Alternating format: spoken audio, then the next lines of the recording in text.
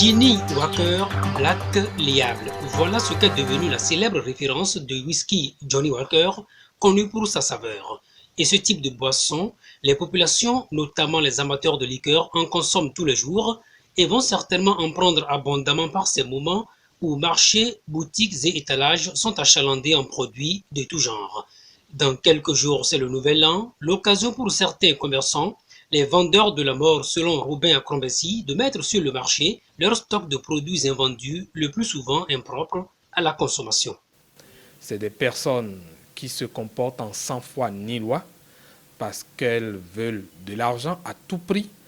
Eh bien, elles sont prêtes à aller ramasser tout ce qui est impropre à la consommation humaine, c'est-à-dire les produits avariés, des produits périmés, des produits trop raffinés et qu'on met à la disposition du consommateur parce que malheureusement, ce dernier n'est pas un professionnel du secteur, il n'est pas toujours outillé pour distinguer le bon grain de l'ivraie et ça met en danger non seulement la santé du consommateur, sa vie et son équilibre financier.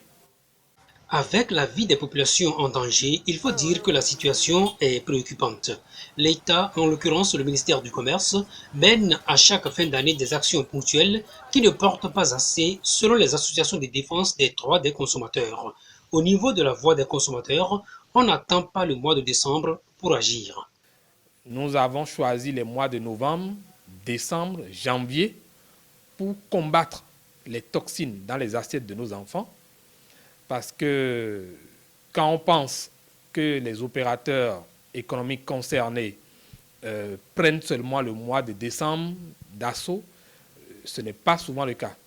Bien au contraire, avec la morosité économique, l'austérité financière qui se trouve dans toutes les bourses aujourd'hui, tous les produits qui n'ont pas été vendus, vous imaginez déjà avec la fermeture de la frontière, on ne sait pas par exemple où passent ces produits-là qui ont été stockés pendant longtemps, sous le soleil, sous les intempéries.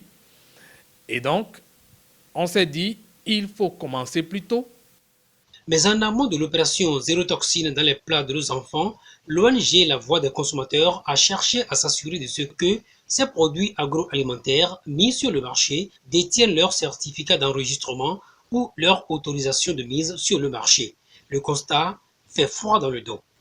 Malheureusement, nous avons fait le tour des étalages déjà à mi-année, c'est-à-dire courant juillet, c'est août. Nous nous sommes rendus compte qu'il n'y avait pratiquement pas de produits qui détenaient de certificat d'enregistrement ou d'autorisation de mise sur le marché. Ce qui nous a fait réagir en même temps pour saisir l'État, les diverses instances de contrôle de la sécurité sanitaire des aliments, pour leur dire on ne peut pas continuer de vivre une telle situation, il faut y remédier. Il faut agir et c'est ce que font les associations de défense des droits des consommateurs. Mais la faiblesse de leurs moyens constitue un sérieux handicap à l'efficacité de leurs actions. Elles invitent alors l'État à intensifier ses actions de contrôle et de veille afin d'éviter aux populations les conséquences désastreuses de la consommation de ces produits.